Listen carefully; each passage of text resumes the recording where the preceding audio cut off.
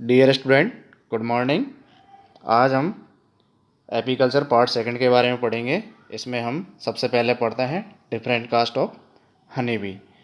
मधुमक्खी एक सामाजिक कीट है और ये एक कॉलोनी बना करके रहती है। दूसरी बात यह है कि मधुमक्खी जो होती है उसमें पॉलीमॉर्फिज्म या बहुरूपता पाई जाती है, यानी इसमें कई प्रकार के प्रभेद या कास्ट पाई जाती है। इन कास्ट को क्वीन, वर्कर और ड्रोन कहते हैं। तो बच्चों, ये जो क्वीन और वर्कर होती है ये फीमेल होती है और ड्रोन होता है ये मेल होता है। इनमें डिफरेंट डिफरेंट वर्क्स को करने के लिए अलग अलग मेंबर्स पाए जाते हैं। इस प्रकार इनमें कार्य विभाजन पाया जाता है और इसीलिए इनमें बहुरूपता पाई जाती है और बहुरूपता पाए जाने के कारण ही इनमें कास्ट का डेवलपमेंट होता है। सामान्यतः एक जो कॉलोनी होती है उस कॉलोनी के अंदर लगभग 40,000 से 50,000 हनी बी औसतन पाई जाती है और इनमें से भी 90% जो होती है वो वर्कर होती है और कुछ संख्या में यानी 100 से 200 की संख्या में ड्रोन पाए जाते हैं और पूरे छत्ते के अंदर केवल और केवल एक ही रानी पाई जाती है। इस प्रकार हम कह सकते हैं कि एक जो छत्ता होता है उस छत्ते के अंदर 3 कास्ट पाई जाती हैं, क्वीन, वर्कर और ड्रोन। अब हम आगे पढ़ते हैं life cycle of honey bee. तो रानी जो होती है वो कामद उड़ान जो होती है या नेफिशियल फ्लाइट जो होती है उसके दौरान नर से मिलती है और मैथुन की क्रिया करती है।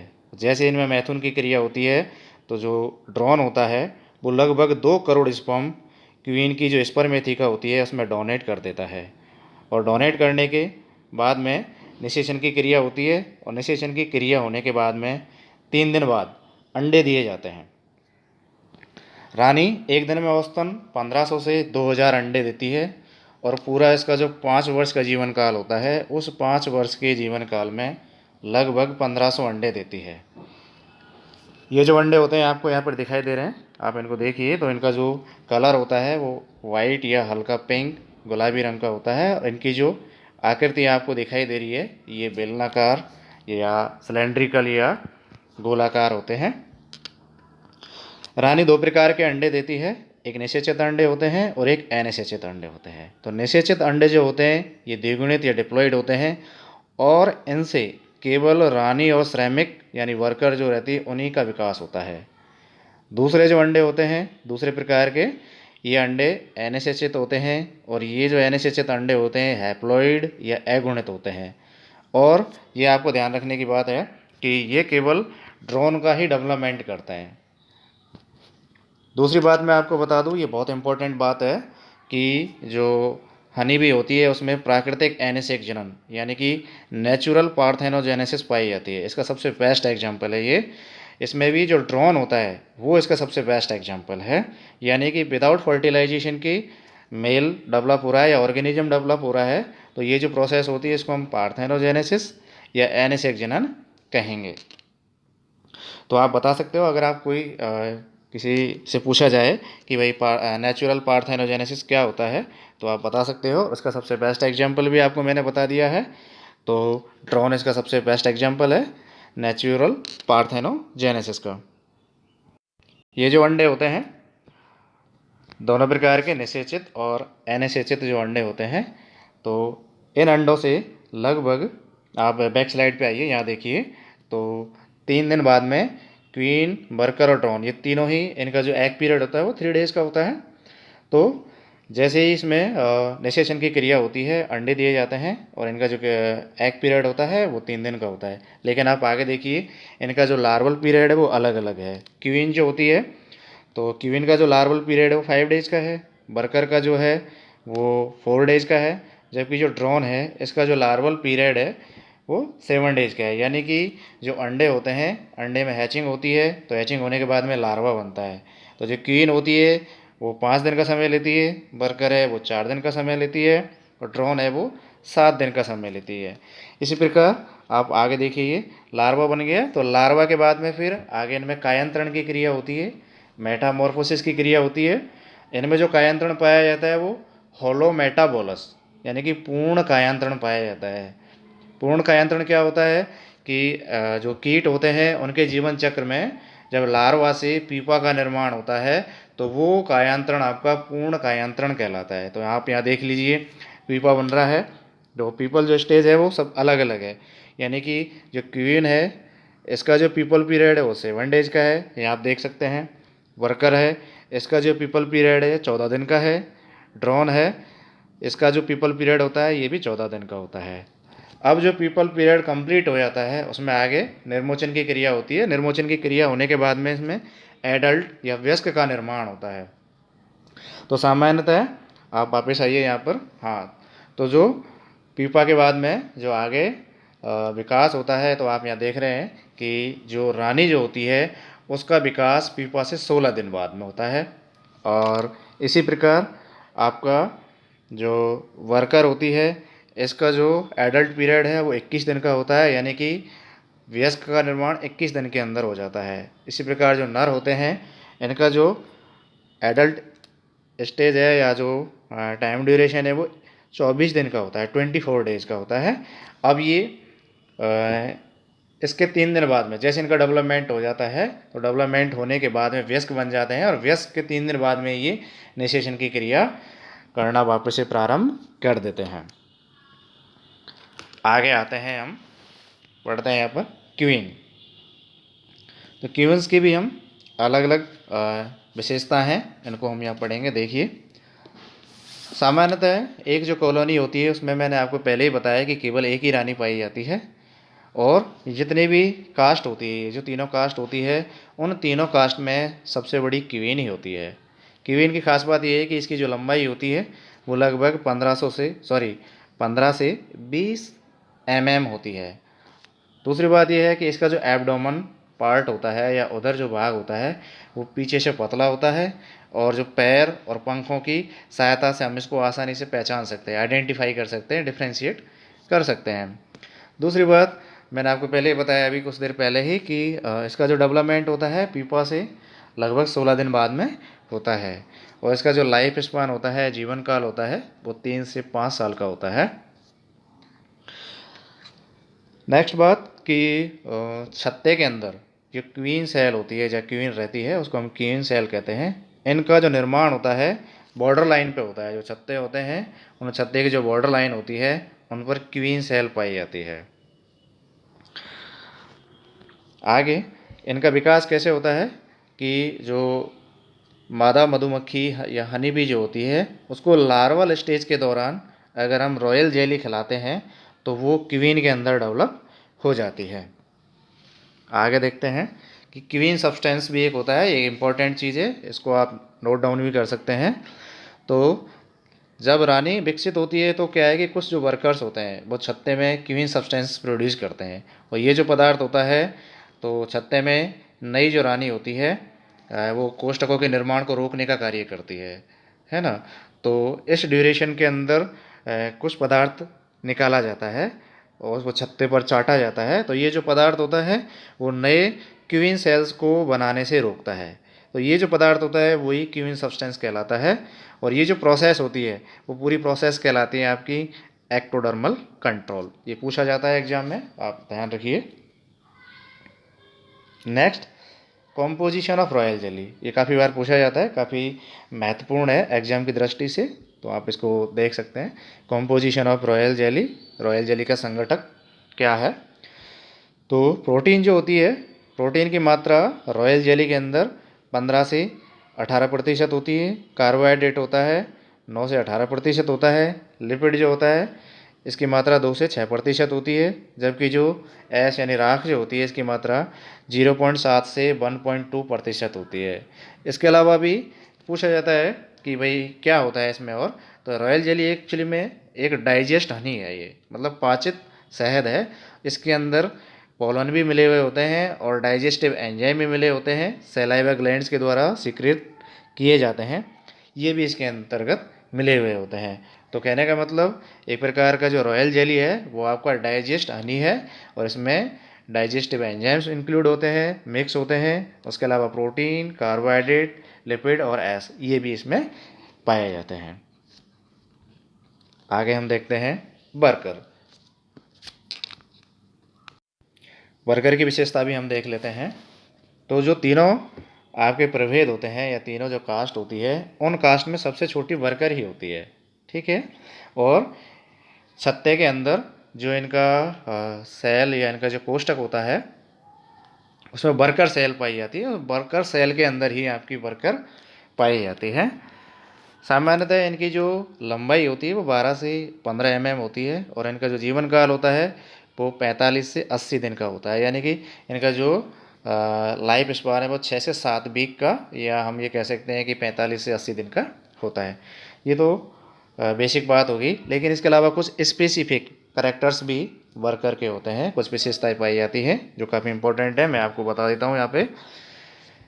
तो सबसे पहली विशेषता ये होती है कि जितने भी वर्कर्स होते हैं उनमें मकरंद या नेक्टर जो रहता है उसको चूसने के लिए इनमें प्रोबोसिस या सूंड पाई जाती है। इनकी खास बात है, तीनों कास्ट में किसी में नहीं पाई जाती, केवल इन्हीं में पाई जाती है। चूसने के लिए इनमें सूंड पाई जाती है, प्रोबोसिस कहते हैं। इसके अलावा जो हनी होता है तो ये बैग्स या जो कॉम्ब होता है उसमें ला करके रख देती हैं, तो उसके अंदर जो पानी होता है उसको सुखाने के लिए इनमें मजबूत पंख पाए जाते हैं। तो इन मजबूत पंखों की सहायता से क्या करते हैं, हवा करते हैं, और हवा के कारण जो शहद के अंदर पानी होता है वो पानी सूख जाता है। तो हम दूसरी विशेषता इसकी क्या हो गई बच्चों, कि इनमें मजबूत वेल डेवलप्ड पंख पाए जाते हैं। तीसरी विशेषता कि इनके अंदर जो पॉलन होता है उसको कलेक्ट करने के लिए पॉलन सैक्स, यानी कि परागण को इकट्ठा करने के लिए परागण कोष या एक तरीके से सैक्स पाए जाते हैं।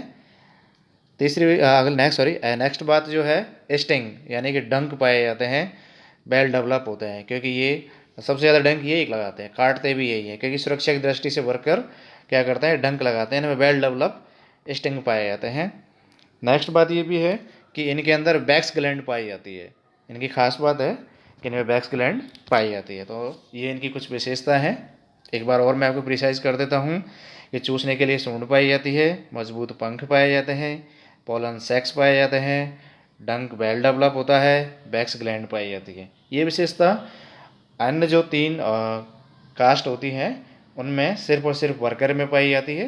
क्वीन और आपका जो ड्रोन होता है उनमें ये नहीं पाई जाती है। अब आता है विकास की अगर हम बात करें तो वर्कर जो रहता है उसका जो लार्वल पीरियड होता है वो 4 दिन का होता है।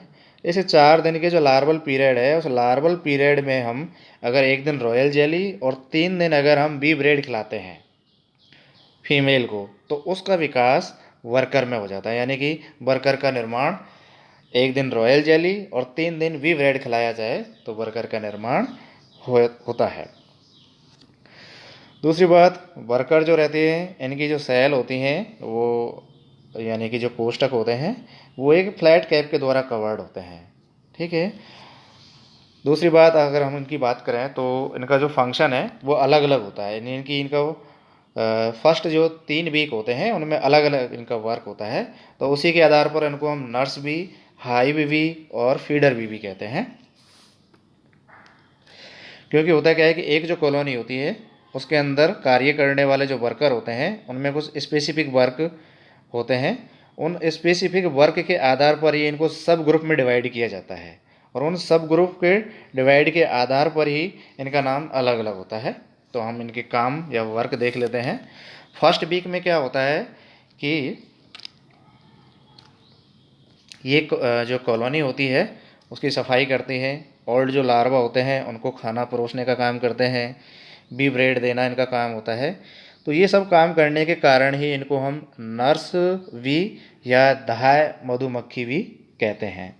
सेकंड जो वीक होता है, दूसरे सप्ताह के अंदर ये क्या करती हैं, ये रॉयल जेली का स्त्रावण करती हैं, सीक्रेट करती हैं, और ये रानी को खिलाने का काम करती हैं। इसके अलावा दूसरी बात ये भी है कि ये मोम या जो वैक्स होते हैं उसको सीक्रेट करती हैं, और मधुमक्खी के जो छत्ता होता है, कॉम्ब होता है, उसका निर्माण भी करती हैं, यानी कि कॉम्ब का कंस्ट्रक्शन भी करती हैं। ये सेकंड वीक के अंदर होता है, इसलिए इनको हम फीडर भी कहते हैं। बच्चों अब आता है थर्ड वीक। तो थर्ड वीक के अंदर जो वर्कर होती हैं उनका काम होता है कि जो हनी होती है उसको एकत्रित करना, फोरेजिंग करना, और फोरेजिंग करने के बाद में उसको कॉम्ब के अंदर हनी को स्टोर करना और राइपन करना यानी पकाना, तो ये सब काम करने के कारण ही इसको हम थर्ड वीक के अंदर हम फोरेजिंग भी कहेंगे। आगे देखते हैं हम नेक्स्ट, ड्रोन। अब आता है ड्रोन। तो ड्रोन मैं आपको पहले ही बता चुका हूँ, इनका जो विकास होता है वो अनफर्टिलाइज्ड एग या आपके जो हैप्लॉइड एग होते हैं उनसे होता है। इनकी जो विशेषता है वो मैं बता देता हूँ आपको कि ये नर होते हैं, ड्रोन सेल में रहते हैं। इनकी जो सेल होती है वो कॉन्वेक्स कैप के द्वारा ढकी रहती है। और ख़ास बात ये भी है कि इनके अंदर कोई भी बैक्स ग्लैंड नहीं पाई जाती है और कोई भी डंक नहीं पाया जाता, ये डंक नहीं मारते हैं, इनकी खास बात है। इनका जो लार्वल पीरियड है वो 7 डेज का होता है, मैं आपको पहले ही बता चुका हूँ। उसके अलावा अगर हम इनके डेवलपमेंट की बात करें भाई कि इनका विकास कैसे होता है, भाई इनका जो विकास है वो लगभग 24 दिन के अंदर कंप्लीट होता है। तो वो 24 दिन में कौन से दिन में क्या खाते हैं, किस आधार पर इनका विकास होता है। तो आप यहाँ देखिए कि जब इनको 7 दिन का जो लार्वल पीरियड होता है उस 7 दिन के लार्वल पीरियड में से अगर 3 दिन हम इनको रॉयल जेली और 4 दिन में रॉयल जेली और बी ब्रेड, यानी शुरुआत के 3 दिन में तो आपका हो गया रॉयल जेली और बाकी के जो 4 दिन है उसमें 1 दिन हो गया आपका रॉयल जेली और बी ब्रेड, दोनों को मिक्स करके अगर इनको खिला दिया जाए तो after 7 days of the larval period drone was develop, इनका निर्माण हो जाएगा, ड्रोन बन जाएंगे। ठीक है। और ये भी मैं बता चुका हूँ कि इनकी जो सेल होती हैं वो कॉन्वेक्स कैप के द्वारा कवर्ड होती हैं और सेंट्रल हॉल में ये पाए जाते हैं। अब देखते हैं हम फोरेजिंग। तो फोरेजिंग क्या होता है बच्चों कि हनी जो होती है वो इनका एक प्रकार का भोजन है। तो इस भोजन को प्राप्त करने के लिए फील्ड में जाते हैं और फील्ड में जाने के बाद वहाँ से ये मकरंद को चूसते हैं और मकरंद को चूस करके वापस आते हैं। यानी कि छत्ते से बाहर जाना, फूड सोर्स का पता लगाना और कॉलोनी के मेंबर्स को इन्फॉर्मेशन देना, ये सारी की सारी जो प्रोसेस है वो सारी की सारी प्रोसेस आपकी फोरेजिंग कहलाती है। ठीक है। तो आगे हम देखते हैं। तो फोरेजिंग के कारण इनको हम सर्चर भी या स्काउट बीज भी कहते हैं। क्यों? क्योंकि ये जो मक्खियाँ होती हैं वो फूड को सर्च करती हैं, भोजन को खोजती हैं और खोजने के कारण इनको हम स्काउट भी या सर्चर भी कहते हैं। फोरेजिंग की जो डिस्टेंस होती है यानी भोजन का जो स्रोत होता है उसकी जो दूरी होती है वो 100 मीटर से लेकर के 1.5 किलोमीटर तक की हो सकती है।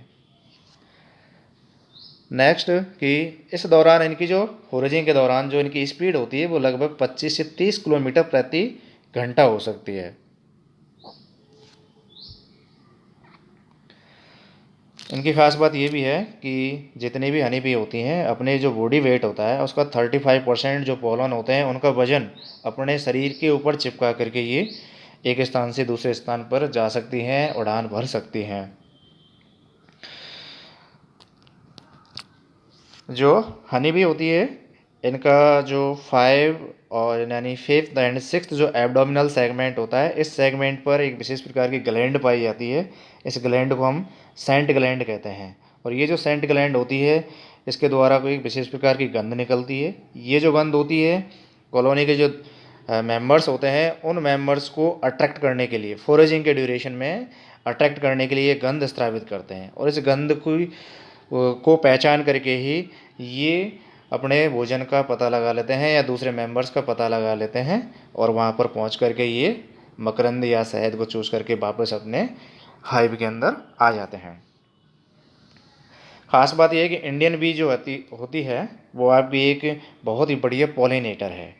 ठीक है, बहुत ही बढ़िया पॉलिनेटर है क्योंकि ये क्या करती है कि पॉलिनेशन का काम करती है, पर परागण का काम करती है। क्योंकि एक फूल से दूसरे फूल पर बैठती है तो वहाँ पर जो परागण पोलन्स होते हैं उनका ट्रांसमिशन होता है, तो इसलिए ये पॉलिनेटर का भी काम करती हैं।